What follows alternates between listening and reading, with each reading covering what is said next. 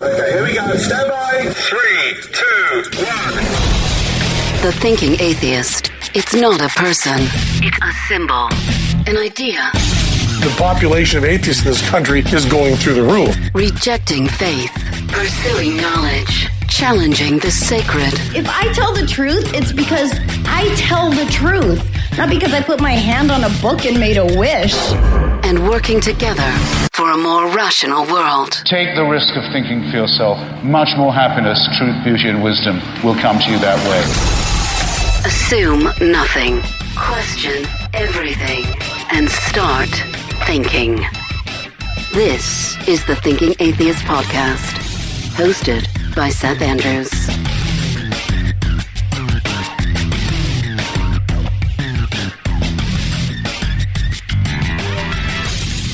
We get to be Santa Claus today. This community came together to do some good for goodness sake. We raised some money, Christmas gift money, and we're going to be calling some people and donating or gifting that money to help meet some needs in their lives. Good for goodness sake, and hopefully some much needed encouragement during what has been a trying and difficult year.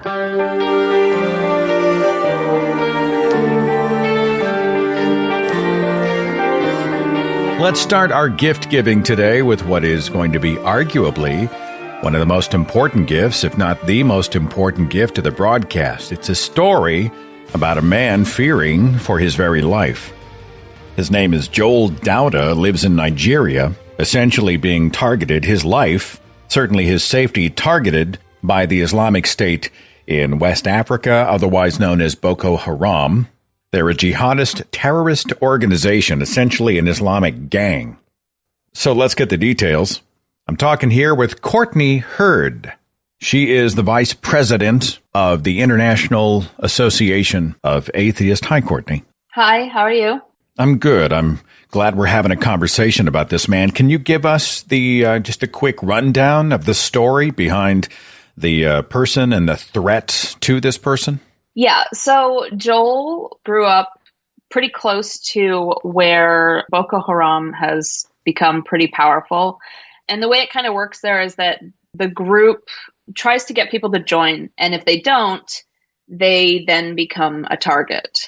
So Joel's had a bunch of friends around him that have been asked to join Boko Haram and involve themselves in their activities. And they've turned them down. And sadly, a lot of them have been killed. He's witnessed them.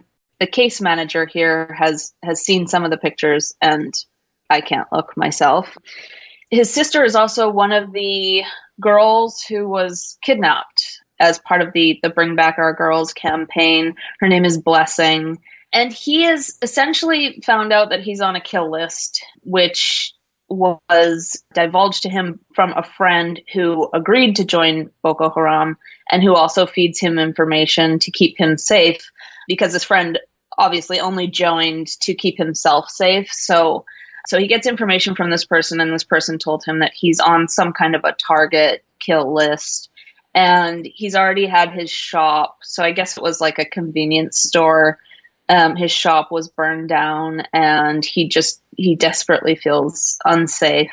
And he has seen his friends around him killed. And what we're trying to do is try and get him out of this area and somewhere safer and raise enough money so that he can possibly start up a shop again and have a livelihood again. As we start today, we are at 500 of a $2,500 goal. I'm going to throw in a few hundred myself. Can you tell me, Courtney, $2,500 does not seem like enough money to get this guy out of his region, city, country, relocate, new home, new start.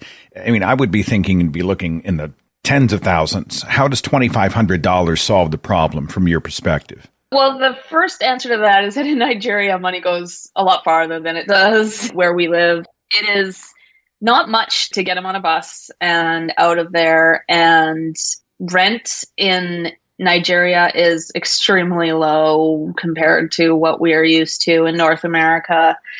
So it's likely to be enough to help him for a great deal of time. in order to get back on his feet by Nigerian standards. And in Nigeria, this actually includes rent for a year, because in Nigeria, you have to pay rent in advance for a year. And that's how low the cost of living is there. And we have just some incredible people on staff who have done research on the cost of living there just to make sure that we are giving him enough. So he should have enough for being able to start over and just have a few provisions in a new home and start up a shop potentially. Sorry for the delay there. I was actually making my donation on the link because, I want to lead by example. And $2,500 will provide a second chance for Joel. His Christmas gift from us essentially will be, potentially, I don't think this is hyperbole, but we may be saving his life. Oh, for sure. Approaching $1,000 toward $2,500. I'm going to continue to update everybody during the course of the broadcast. And Courtney, thank you so much for your organization, your time, your activism, your efforts, and for being a part of the rescue of this man. I hope the holidays are wonderful for you. Thank you very much. Okay, I'll update the totals here in just a second. For Joel, had a message in from Leah. Leah wanted to nominate her daughter. Her daughter is 18 years old and going through some challenges right now that a financial gift from us could help with. And so let's call and see if we can figure this out. Here we go.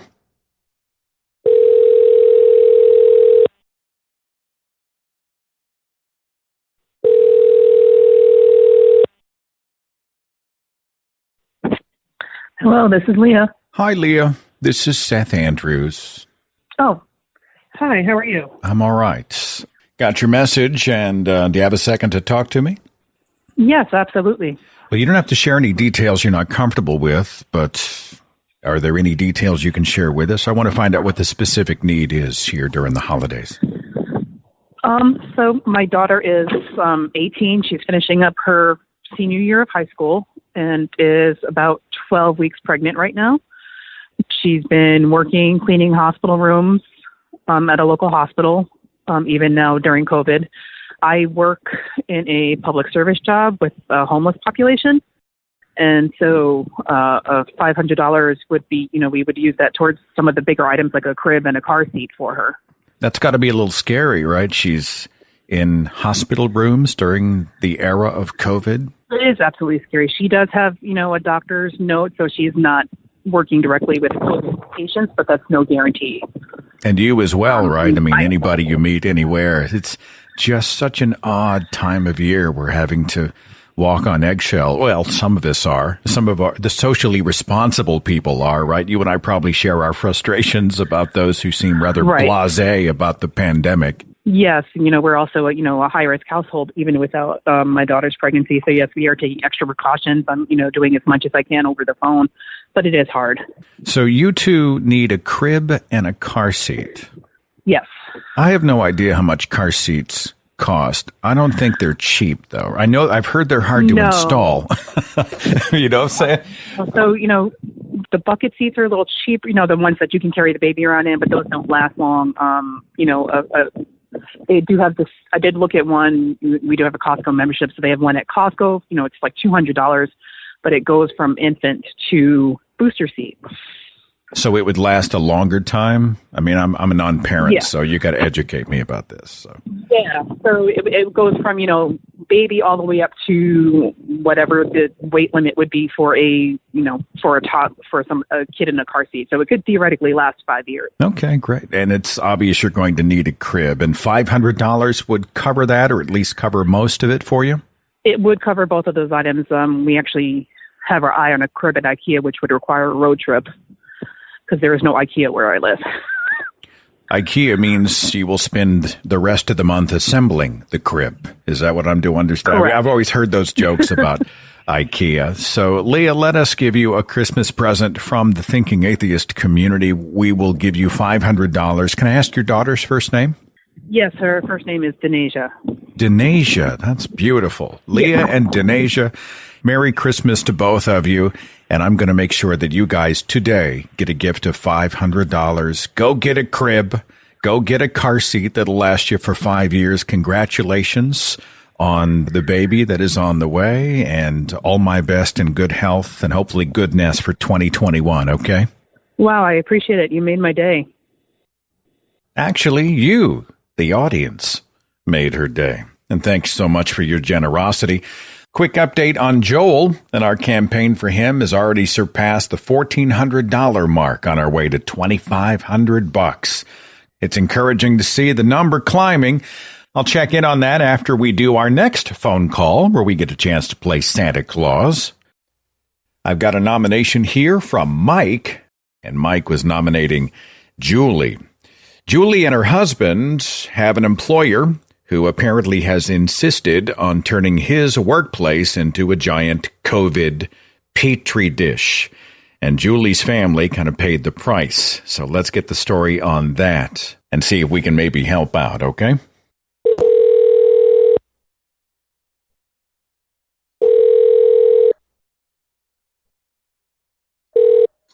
Hello.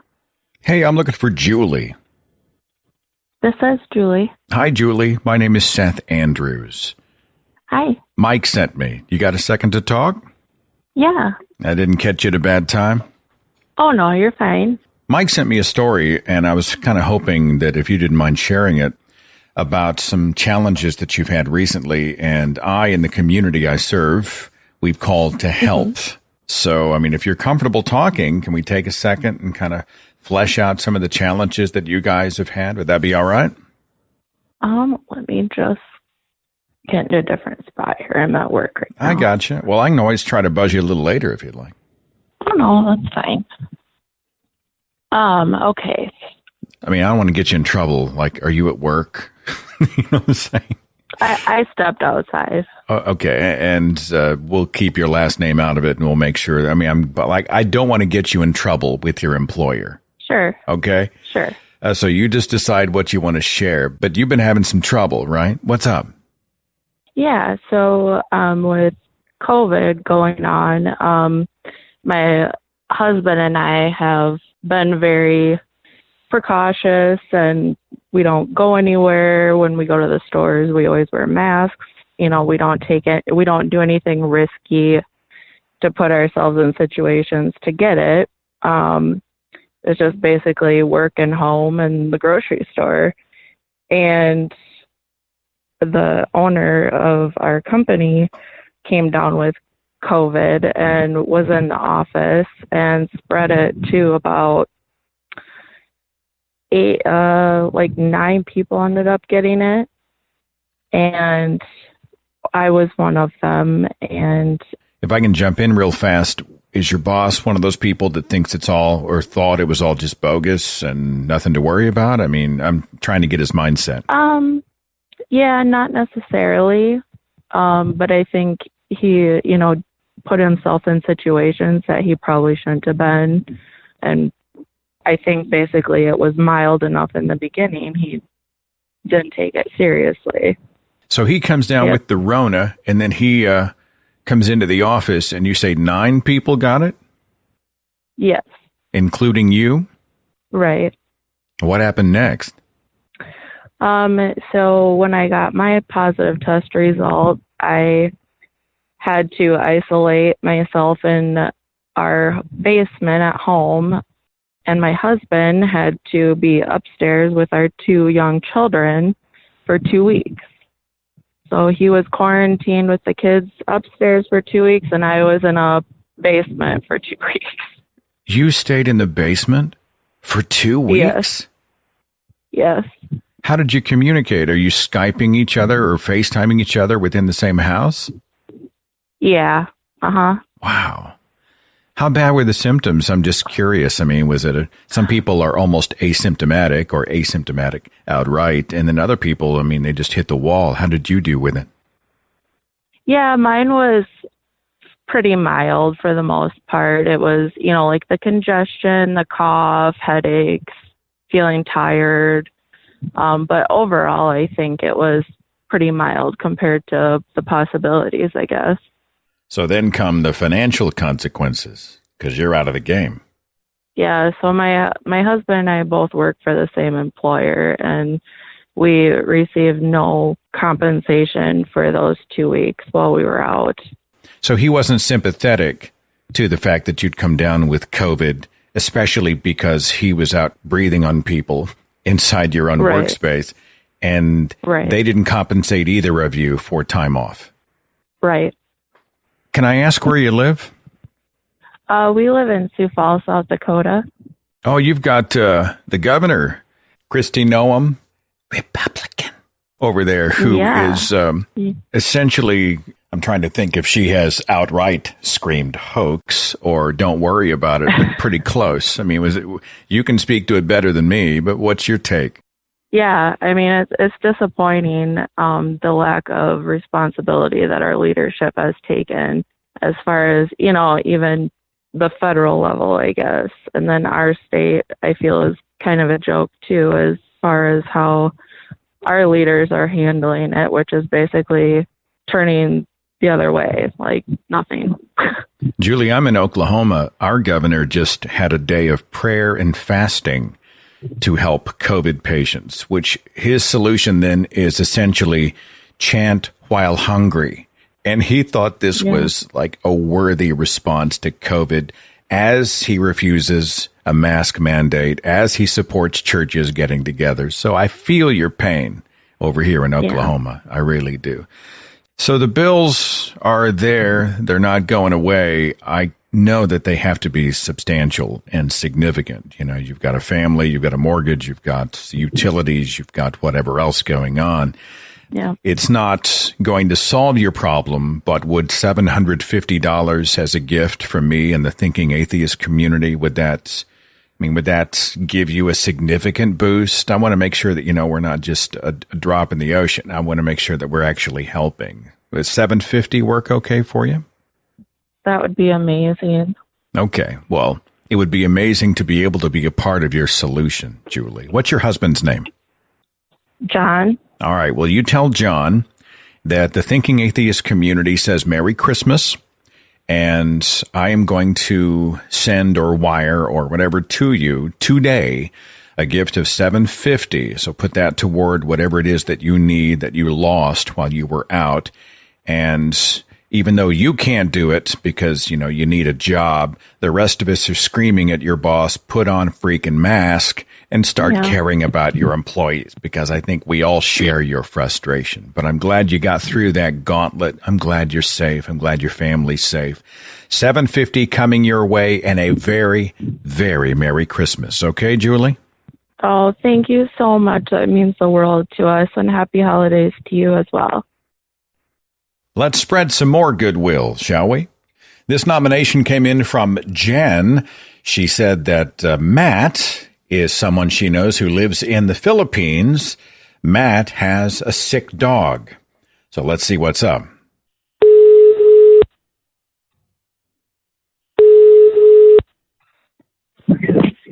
Hello. Hi, I'm looking for Matt. Yes, hello. This is Matt. Hi, Matt. My name is Seth Andrews. I had a message in from Jen, and I wanted to know if you had a second to talk to me. Oh, yep. She was talking to me about a situation that you had with your dog, and I was hoping to kind of get some details on that, with perhaps an opportunity for this community to give you a hand and help you out. Do you have a second to talk about it? Yes. Yep. That's fine. I have time for that. What's your dog's name? Ryuji. Ryuji. Spell it for me. Yes. Ryuji. And what's the story on Ryuji? What's the issue? I think last August, he had problems breathing. He was wheezing during certain parts of the day. And then he had mucus in the eyes. His eyes were cloudier than normal. He has a bit of cataract, but very manageable. But then around August, it seems to have gotten worse. And then he had difficulty actually seeing around that time. When I took him to the vet, they did some tests, and they've concluded that he has about 3 or 4 blood parasites in him. So he had to take medicine, some antibiotics, and some supplements for the liver and the kidney and I think pancreas. I'm not quite sure about the supplements. And after a couple of weeks or about a month, he got better, and it was recommended that I come back to continue the test on his organs if there's any blood parasites left or if there was damage to his organs. But unfortunately, I wasn't able to do that due to some financial problems. I know some people in the audience are going to be asking this internally, and I feel an obligation to ask it here, not because we're not going to help, but because I want to do my due diligence. But this is an older dog, is that right? Yeah, he turned 14 this last October. Well, as so many of us have been down the road where we see a dog in sort of the winter of its life, and we see breakdown happening, and we see the body starting to, do what the body does near end of life. I want to make sure that we're not simply prolonging suffering at this measure, but we're actually going to help the dog to be rehabilitated, to have a good quality of life. Your assessment is that Ryuji is well enough and healthy enough, even at 14, to have more time, to have a good life. I know you can't see the future, but I want to make sure that we're simply not trying to intervene where perhaps another decision might be appropriate. I'm not sure how else to phrase that, Matt, but you know what I'm trying to say? Yeah, I understand. I mean, what's your assessment? What do you think? My assessment would be that he's still very healthy, I think, for his age.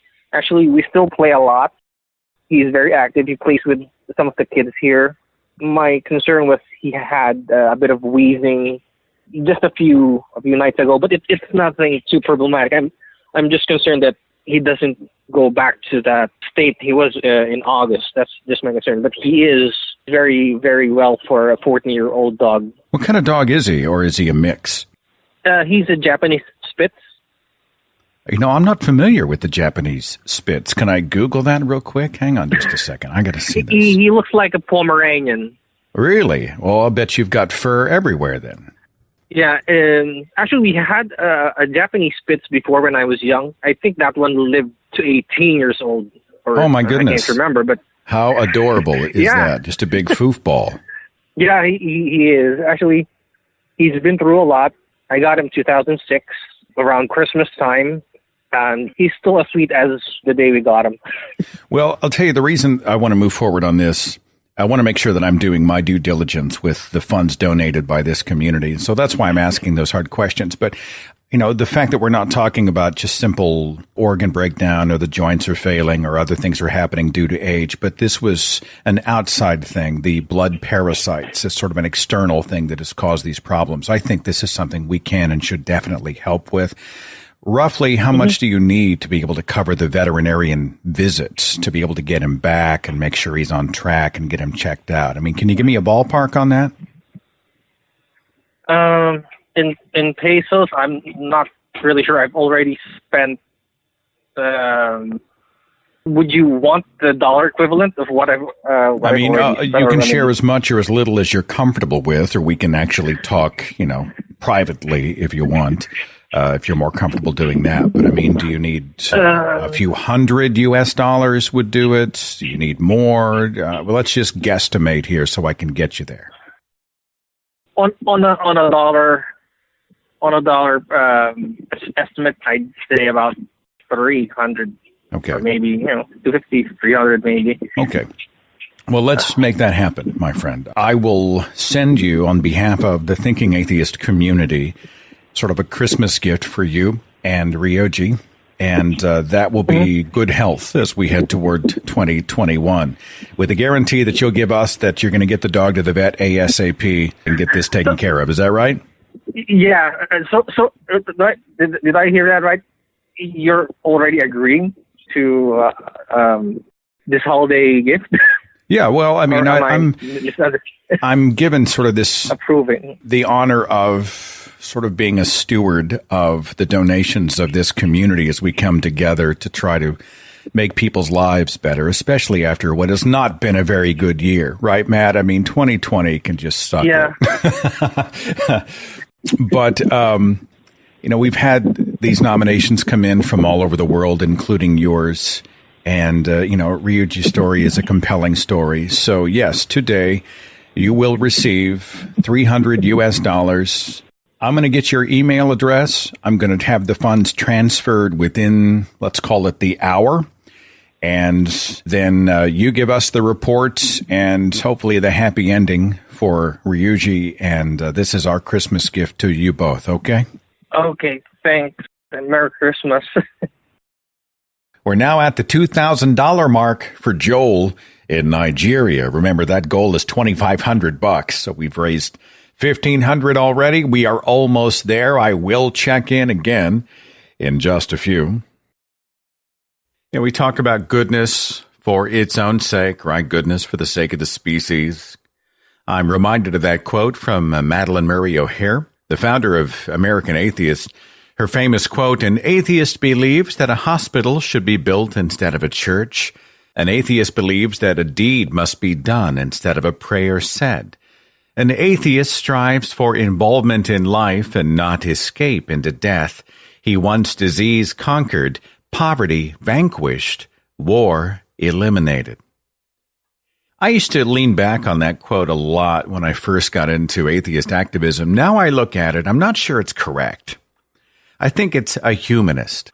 I mean, an atheist says, I don't believe in a God. It doesn't declare that I'm necessarily interested in other people, certainly building hospitals and feeding the hungry and giving medicines to the sick and all those types of things. Atheism is no guarantee of that. And for that reason, even in my own life, when I talk about my own value system, I don't lead with atheist. I don't believe in a God anywhere. I'm not convinced there is a God. That's not a position of values, really. I'd like to think that my atheism informs my humanism, but I think I'd rather be a humanist first.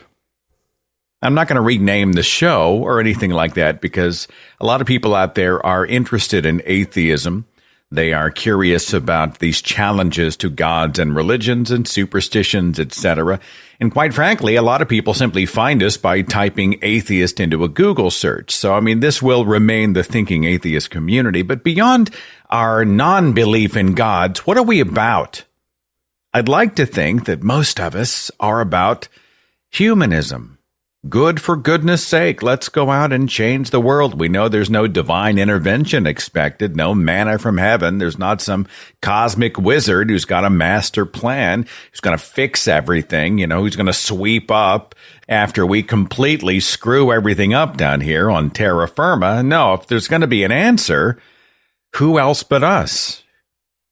I'm also convinced, and it's one of the reasons that I'm so committed to social causes, for equality and trying to alleviate suffering in this world, because I'm genuinely convinced that if there is less suffering, there's less of a tendency for people to look up to the sky and seek supernatural answers, right? They're not in that desperate place where I need life 2.0. I need a heaven, a life after this life where everything's perfect, because my life now is miserable. I think if you make lives less miserable, if you alleviate suffering now, then the human tendency to construct their own coping mechanisms, including the stories of gods and heaven, etc., I think those begin to wane. Those start to go away. I think that's a great motivator for us to be humanist. Who else is going to solve the problem, if not you and me, right?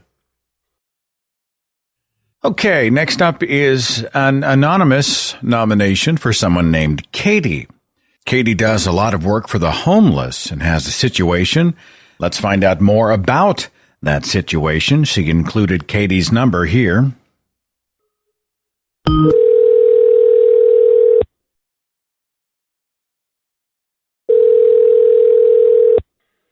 Hello? Hi, I'm looking for Katie. Yes, that's me. Who's Hi, this? Katie, this is not a solicitor. I am host of a podcast online filled with heathens and infidels. It's called The Thinking Atheist, and I had a nomination for you for a specific financial Christmas gift. Do you have a second to talk to me? Oh my God, is this Seth? Yeah, this is Seth speaking. Oh my God. You're just like me. You hear somebody on the phone who you don't recognize and you assume it's a salesperson and you have that sort of terse, like, who's this? You want a piece? You want to waste my time? You want to go? Well, it's like I only have like 3 people who call on a private number, and I'm like, okay, this is different. Well, now you have 4. I had my own number call me before. No, now you got 4 people that called you on your private number. Do you have a second to talk to me? Well, of course. All right. The nomination here says that you work with homeless people, and I want to start there. What exactly is the role that you provide there? Well, I used to be homeless, and ever since I was homeless, like, a lot of my friends will get me in contact with friends of theirs that are homeless. I'll hand sew their coats or whatever because, like, it's very expensive to get a new coat, and sometimes, like, the pockets will need a hole sewn or something. The most common holes I'll end up sewing are usually for their kids. And if I go to a yard sale or something, I try to get, like, I can't afford going and getting them, like, a expensive stuffed animal, but I'll go and get a couple stuffed animals and give one to my dog and then save a couple for their kids, which has been a thing ever since I was homeless. That's primarily how I try to help out. Sure, you're trying to get some longevity out of what they've got and stretch those dollars as far as you possibly can. What's your dog's name? Ezra. I think you probably just heard of her. Ezra, as I understand it, has some health issues. Is that right? She was sick not too long ago, but she's okay now. I would like to get her actually, like, groomed because she does have some long fur between her paws, but she's okay now for the most part. We still got to work on getting her confidence back up after eating too much pumpkin skin and getting vitamin A poisoning. Oh, dogs get into that stuff. We had a neighbor down the street made a whole loaf of pumpkin bread that disappeared from the counter. And I don't know, I think that dog was in a good way and then in a bad way for several days. The stuff dogs get into. There was also one other thing that I see here in the nomination. Something about a broken chair. You have a broken chair that you would like to use when you're sort of darning these coats and pants, etc.? Yeah, it's probably the most uncomfortable thing I've ever sat on. I have a blanket on it right now to try to cover up the duct tape that's on it. It's at I couldn't afford a craft table, but I found a cheap drafting table, so I used that. Is it a wooden chair? Is it a plastic chair? What kind of chair would we be looking at? The chair that I have is wooden and it has plastic on it. And it was given to me when I moved into this apartment like 6 years ago. Okay, Katie. The entire community here, we want to give you a Christmas gift, okay? I don't want to select your chair. You know exactly what it is that you are going to need for your drafting table where you're sewing up all of these garments. So we're going to gift you some money, and you can spend it on the chair if you need to or want to buy resources for the homeless people. If you need needle and thread, or I'm sure you're an expert at finding awesome stuff at garage and yard sales. So perhaps this will help. Would $500 be a good Christmas gift to help you get those things? That would be, holy crap. Sorry, I don't mean to use that language. Use all the language you want. I mean, sometimes you got to get it out, Katie. It's therapeutic. In fact, they say people who use language are actually more balanced, happier, and healthier people. So, holy shit, you're going to get $500. And that means a brand new chair, a nice, comfortable chair, a chair that hopefully will be made with quality and will last you a long time. It'll help you do the work that you do, the important work that you're doing to help homeless people throughout your region. Just know that we are so honored by what you do, and we appreciate the fact that you're helping other people, that you are taking your own experience and sort of feeding that into this mission to better the lives of other people. So $500, we're going to get you a new chair, and then whatever else you need to help do the great work you're doing, the money's coming your way today, and Merry Christmas. Okay, Katie? Oh, thank you so much, Seth. It was funny to hear her tone when she first answered. I do the same thing. You probably do the same thing. We're conditioned. Busy day, busy life. We've got things to get accomplished. The phone rings. It's a number we don't recognize. And hello, we're calling about your Google listing. And then you just become enraged, right? We're calling to talk to you about your vehicle's extended warranty. And of course, these days it's a robocall, so you can't even chew somebody out for interrupting your day and taking up your time. And then we'd say, take me off your list. Don't call anymore. By the way, I got more solicitors after I signed up on the Do Not Call registry. You know, that national registry that's supposed to protect you from solicitors. Oh, yeah, I signed up as soon as it published. And I got more telemarketing calls after that than I ever had before. And these days, it's just robocalls. I remember one guy called. It's back when I was a video producer for another company, and he actually called that office. And he wasn't like a legitimate salesperson who was looking for an opportunity in a field, like a shared field. I mean, this was obviously a guy who was using a list and reading off a script. And I had a whole conversation with him. And he gave the first part of his spiel, and I was pissed off because he interrupted my editing session. And I said, have you ever stopped to take stock and evaluate and analyze what it is you do for a living? You interrupt people during their busy lives to sell them crap that they did not ask for and probably do not need. Your entire career is essentially interrupting people and making them despise you. Have you ever stopped to think about that? And the guy just froze. And then he got pissed. I'm sure the defense mechanisms kicked in, and I think he hung up on me before it was over with, which is kind of what I wanted in the first place. And there are those people who say, well, Seth, you need to be nicer to solicitors. They're doing a hard job. It's a legitimate profession, and have a little empathy for them. No. Phone solicitation, telemarketing. I'm sorry, I don't consider it a legitimate profession. You are essentially the parasite. You are the mosquito that I'm trying to keep from landing on me as I rush from point A to point B, right? If I had the bottle, I would spray you with it. If I had the aerosol can full of DEET, I would dispatch you with it. And you're gone. I'm sorry, I do not consider it a legitimate profession. Fortunately for Katie, today's phone call was actually a gift and not a sell. That's our way of saying Merry Christmas, which has been a lot of fun so far on the broadcast. Let's do some more giving, shall we? I mean, that's why we're here. This nomination was sent in by Christina. She wanted to nominate her sister, Lindsay. Lindsay and her husband just got some bad news, and they could benefit from our help. So let's call and let's do that very thing.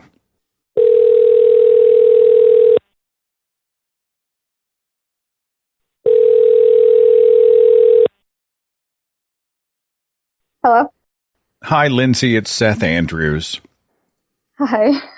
I had a message in from your sister, Christina, and she was telling me a story about you and your husband, Nathan. You both are college students, is that right? Yes, we're both PhD students at the University of Mississippi. Can I ask what you're studying? Yeah, I'm studying health education, and he's studying physics.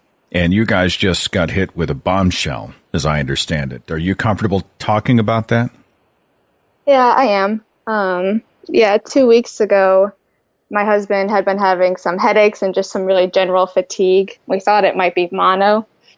And he went to the university doctors, and then he was immediately transferred to a hospital, and we got a diagnosis of leukemia that same night. So he went in for headaches, and now we are in a hospital in Memphis for 3 to 4 months without the ability to leave. So it's been a really quick change.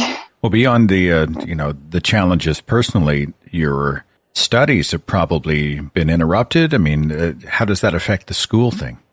Yeah, for him, it interrupts it a lot because he studies acoustics in physics. So they have a very special lab on campus that he works in.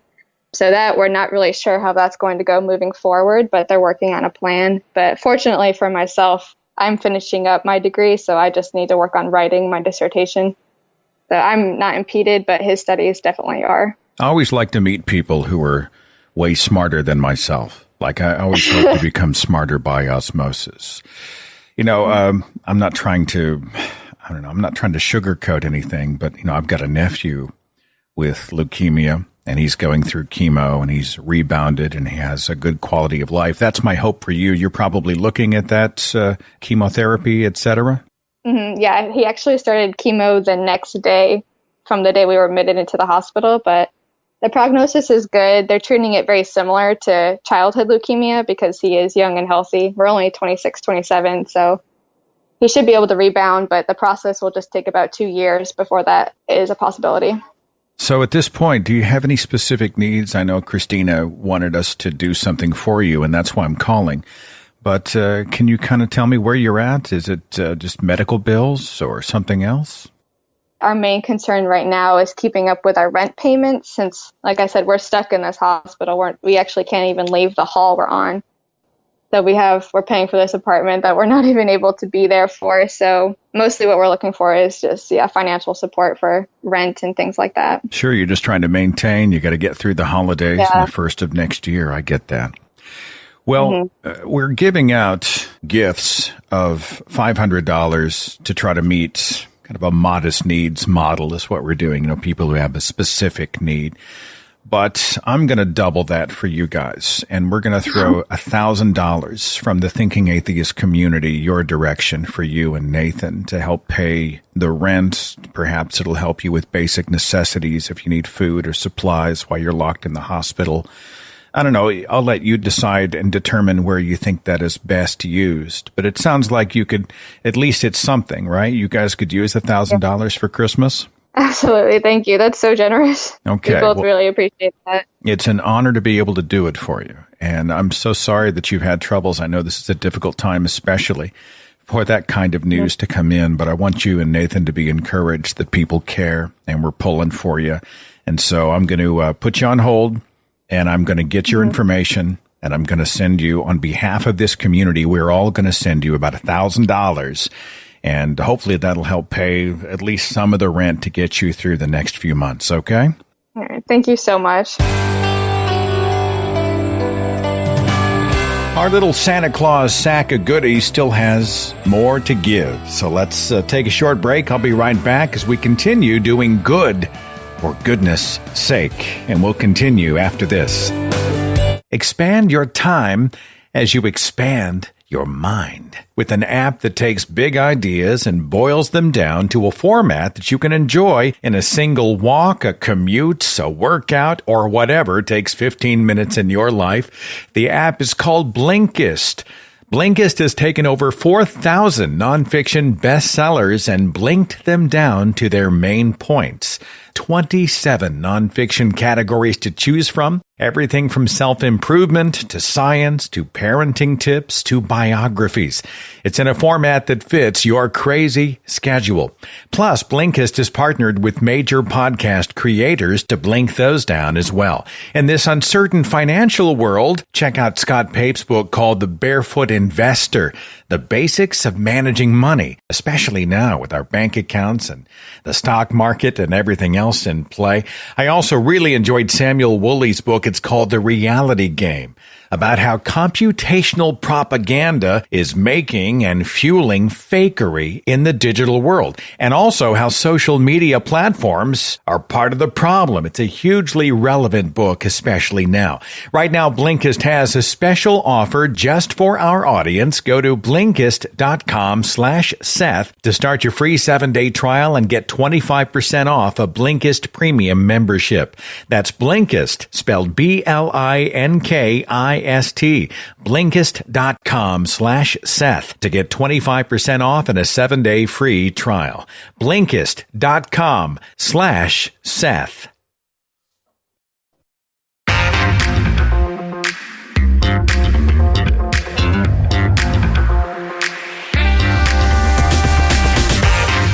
We are over our $2,500 goal for Joel Dauda for him to escape Nigeria, meaning that this audience, teaming up with the International Association of Atheists, helped to rescue him, and we did it in about a half an hour. And that's got to feel good. So the fundraising link's going to be up. I'll look at a final total by the end of the broadcast, but we're there. We're past there. We did it. You did it. And I thank you so much from the bottom of my heart. Okay, next up we have the tragic story of a stolen bicycle. Apparently this bike is not just for recreation and exercise, but serves a pretty important purpose. The nominee's name is Emily. Let's make that call and see what's up.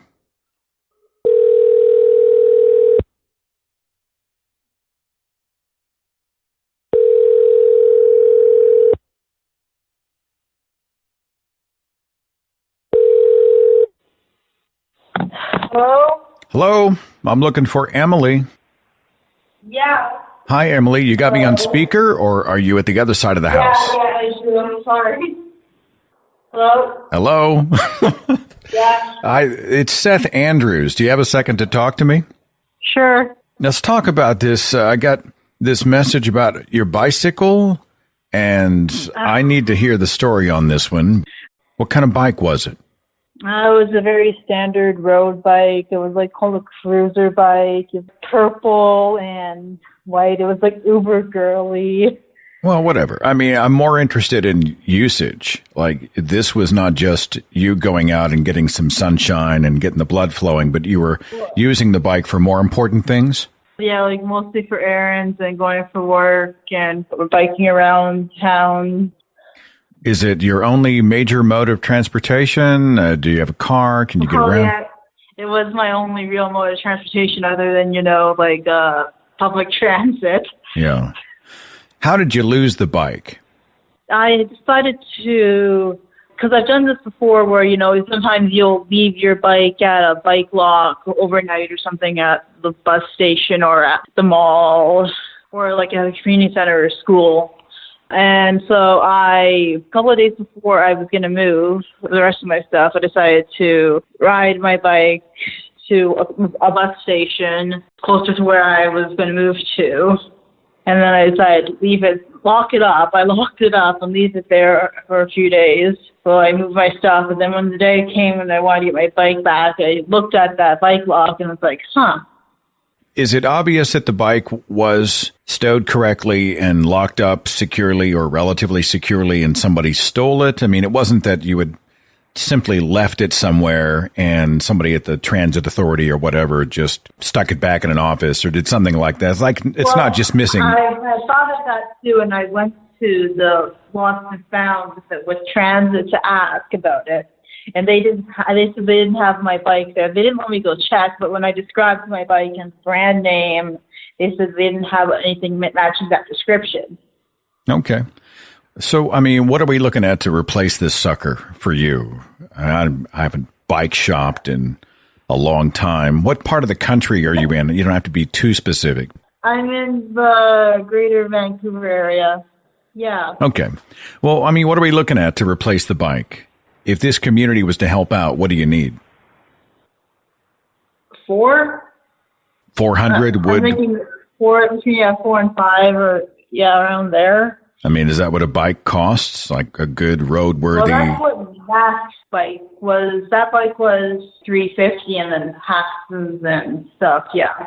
So $350, and then another $50 for accessories. Yeah, and then taxes on top of that, but yeah. Taxes? Oh, I'm sorry. Tax on top of the purchase price. Okay. I was thinking like a tag or something. I mean, I don't speak bike, Emily. All right. I do know that often you get what you pay for. And so if we were to go and if we were to sort of cheapskate this one, it might not last as long as it otherwise would last. I want to make sure that you're taken care of. This community then is going to gift you $400. We want you to go out and buy a nice, quality, roadworthy bike to be able to get you to and from work and wherever else you need to go. That's our Christmas gift to you. Would that be all right? Holy cow, yeah. Okay. I'll have the funds sent to you today. We'll make sure that you get the money today.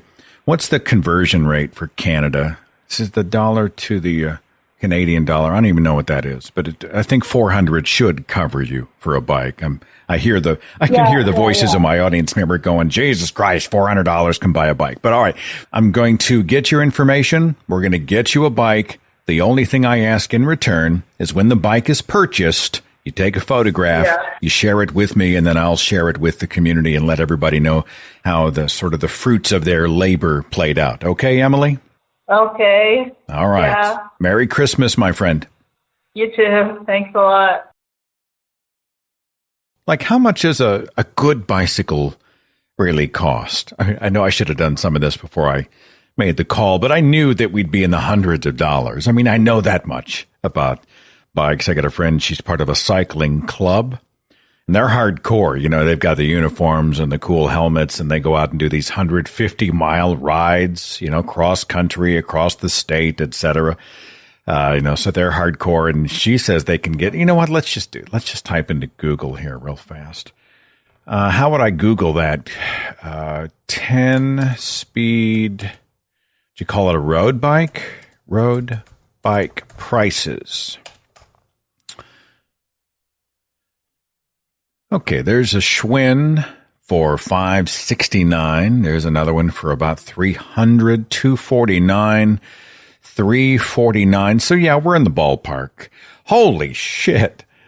$1,149 for a Savadec carbon road bike. Here's one for $1,379. A Hartz Bio carbon frame. Is it the carbon frame that causes the price tag to go up? Jesus Christ. Here's one for almost $1,800. Another one listed below it, $4,359 for the iCan A2 Tri-Aero carbon road bike. All right, hang on. I got to look at the specs on this. Hey, it's just like a race car where like everything's custom fitted, just like Tour de France material.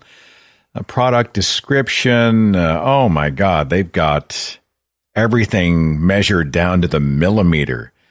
The nuts and the sprockets and the yaw and the chain spotter and the what the hell are they talking about?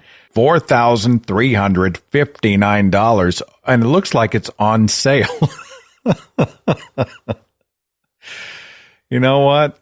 I'm thinking $400 doesn't sound like all that much anymore. And it was nice to be able to do that for her. Okay, this next email came in from Jerry. Jerry said, my friend Dylan and his wife have had their asses kicked by COVID. Loss of work hours, family eventually caught the disease. They've recovered, but the Bills obviously don't care. Apparently, they come out of the Latter-day Saints.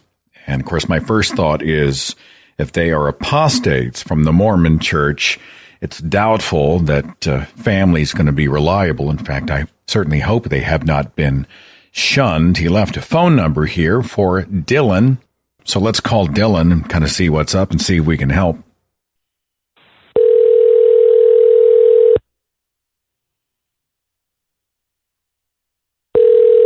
Hello? Hey, I'm looking for Dylan. Oh, yeah, this is Dylan. Who am I speaking with? This is Seth Andrews. Oh, Seth Andrews? Oh, hey, how you doing, man? Like, I don't even know if you even know who that is, but, you know, a lot of people are nominated. Okay, a lot of people get nominated, and they send me emails and stories, and I call in, they're like, who the hell is Seth Andrews? And they have every right to say that. Dylan, do you have a couple of minutes to talk to me? Yeah, definitely. So Jerry says you and your wife both got COVID-19. Is that right? Yeah, me, my wife, and my son both, or all three of us got it. Can I ask, what did that look like for you guys? Was it, loss of taste and smell only? Was it worse for you? I know it's different for almost everybody. Yeah, so it was strange with us. So at first, it just felt like, so I have really bad allergies. Like, I get shots for it. At first, it just felt like a little itch in my lungs, right? And I'm like, oh, it's probably just allergies. And then within 24 hours, I was nearly coughing up blood. And it felt like I was swallowing acid every time I ate or drank anything. And then by like day 3, complete loss of taste and smell, coughing, which try to sleep any little bit I could. By like day 4, I almost went to the hospital. I'm like, I don't think I'm going to make it. Like, it's really bad. And my wife was the same. But my son, he's only 4. So, I mean, he had minor symptoms. He was coughing a little bit and he puked a few times. But other than that, I mean, he was like totally fine. Dylan, I mean, I have to say this. The second I see myself coughing up blood, my ass is at the hospital. You decided not to go, or they overloaded there? All the beds taken up? I know that's an issue here in my home state. So yes and no. I mean, to be honest, it was more of a month thing. I started using my inhaler, and that went away. So I have an inhaler if my if my allergies get really bad. So I started using it, and that symptom went away. But all right. Well, I'm just putting the pieces together. You know, I'm not trying to. For sure. I'm not trying to minimize what was going on. But I'm like, you know, oh my God, the second I'm coughing up blood, I want professional intervention, if that makes any sense. Yeah. Hey, I was about there. I'm like, let's try the inhaler. If that doesn't work, then I'm going. Now, due to COVID, this resulted in a loss of income. Can you explain kind of what that was about? Yeah. So right before we got actually COVID, we both lost our jobs. So my wife was let go due to, cutbacks due to COVID. And I was let go for the same thing because I was in construction, and they're like, yeah, we're pretty much cutting everyone's job that's not 100% necessary. And I was just a trucker for them, you know. And right after we got cut, 3 days later is when we found out we had COVID. So we had to take the 2 weeks off to quarantine, can't look for a job. And then after COVID, we both contracted COVID pneumonia, which lasted 2 more weeks. So you say you have a son? Yeah, 4-year-old little boy. He's fine. I mean, he came out of it better than all of us did. Yeah. Well, I mean, that's one of the arguments I've heard is that, well, children are so resilient. Send them off, let them cough on each other. Of course, you and I obviously know better. We know that there are people throughout the age gamut who, you can speak to this probably better than most of us, right? People need to be taking this seriously. 100%. Yeah. I mean, we barely even left the house. I mean, we wore masks everywhere. I'm obsessive compulsive about washing my hands anyway, and I still got it, and I have no idea where it came from or how I got the germ. I'm at the grocery store. I walk by, and they have the mask required sign on the door when you walk in, but it's not enforceable. Like, they put the sign up, but they can't enforce it here, at least in my part of the state of Oklahoma. And so you see people as a matter of #freedom who've just decided that their personal liberty means they get to breathe on the rest of us. And you just look at them and go, what's the matter with you? Yeah, like, what the hell's wrong with you? Yeah. You wear a seatbelt when you drive. If you're going to dive out of a plane, you're going to wear a parachute. Wear a fucking mask. It's not that hard. Yeah, that's a T-shirt. I would wear that T-shirt, Dylan. All right. Well, I mean, you sound like you're in good spirits considering you both have been kind of kicked in the teeth financially. And I know this is a really common story. I wish we could speak to even a large minority of these examples, but we have the opportunity to intervene in your case. I'm guessing at this measure, we're talking your needs are bills, groceries, basic necessities. Can you spell out what you need at this measure? Yeah, essentially, I mean, so we're really behind on power, rent, gas, all of the necessities. So it's like my landlord's being pretty cool because in Utah currently they can't evict you if you had anything COVID related. It's a little law they made here, but he's being cool about it. But I'm wondering if as soon as that law lifts, because we all know how good Gary Herbert does his job. I don't know if you know anything about him, but Governor Gary Herbert of Utah, he's handled this pandemic awfully. At first, it's, you should wear masks. I'm not going to enforce it, though. And then he decided to buy, I think it was like 100,000 units of hydroxychloroquine to try to distribute to people in the hospital. But yeah, because he's a Trump supporter, of course, dumbass, doesn't know anything. So, doesn't is he a I don't know. I know you guys are in Mormon country. I was thinking the magic underwear might protect people from the COVID-19. That's what I said, too. I'm like, aren't your garments going to fucking... come on. They're supposed to be bulletproof, lead-proof. Come on. Fireproof. Fireproof. They're just magical. They should just whisk the COVID right away, shouldn't it? This is just an aside, just because we're talking, and I know you come out of a Mormon background, but it's interesting to watch that the number one region for pornography in the United States is where you live, in Mormon country. So what you have is all these really hyper repressed people who on the outside are trying to be pure, And then when nobody's looking, they're logging on to whatever carnal website will feed their fetishes and desires. It's really kind of tragic. 100%. When it's not funny, you know? Oh, yeah, 100%. I had this neighbor back in, it was probably like 06, right? He was super homophobic, always talking shit. I mean, would go to the, anti-gay rallies in the neighborhood, and his wife ended up divorcing him because she caught him looking at gay porn. You know what? How common is that story? We see pastors and they're like, non-heterosexuality is a sin against God and nature. And then 6 weeks later, you find out they were taking nude selfies and sending them to some dude in the congregation. It's a common story. Let's talk real fast if you're comfortable. I mean, you're not getting a lot of support from family, right? I mean, you're not shunned, or what's their approach to you? So it's half and half. So my family are atheist liberals, and my wife's family are very conservative Mormons. So they hate us, basically. They think that everything, our lifestyle, not being in the church, is just my fault. They think I'm like holding her emotionally hostage and not letting her be part of the church. But it was her decision to leave, and she made that decision before we met. So you're the scapegoat, right? It's your fault. Yeah. Because we got together and I'm like, hey, be yourself. It's my fault now. Yeah. They need somebody to blame, right? I mean, it's a lot easier to say that you're an agent of the deceiver than to say, well, our daughter actually put the puzzle pieces together and figured it out for herself, right? So it's easier to have you. All right. Well, not to digress too much, but I'm enjoying the conversation that we're having. We want to help you. The Thinking Atheist community has an opportunity. We've come together. We've got a few resources to help you. Now, I wish that we could do more than we're able to do. These are relatively modest gifts, and I know you're looking at back rent and you're looking at groceries, and maybe you're still paying on the medical bills. I don't really know what your situation is. But for you guys, if we call it $750, that would help you at least get through and into 2021. It would give you a shot in the arm that would help you, right?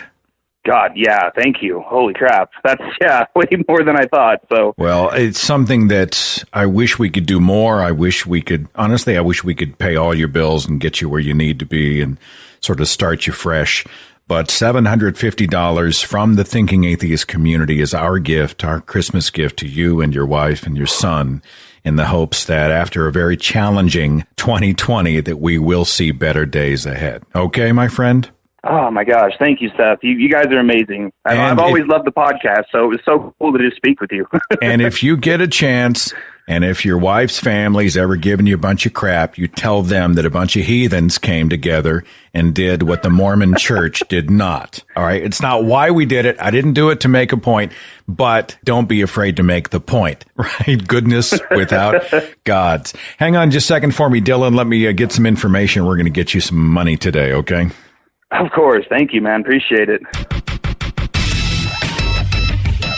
Before we sign off today, I've just got to tell you that the Thinking Atheist community kept giving after we reached the $2,500 goal for Joel in Nigeria to help rescue him from Boko Haram and to help save his life by helping him to relocate, right? $2,500 was the goal. In less than an hour, we are at $3,465, and his liberation is already underway. So a huge thank you to this community for your goodness. Goodness without gods. All my best. Happy holidays. I'll see you back here next time on the Thinking Atheist podcast. Follow The Thinking Atheist on Facebook and Twitter for a complete archive of podcasts and videos, products like mugs and t-shirts featuring the Thinking Atheist logo, links to atheist pages and resources, and details on upcoming Free Thought events and conventions. Log on to our website, thethinkingatheist.com.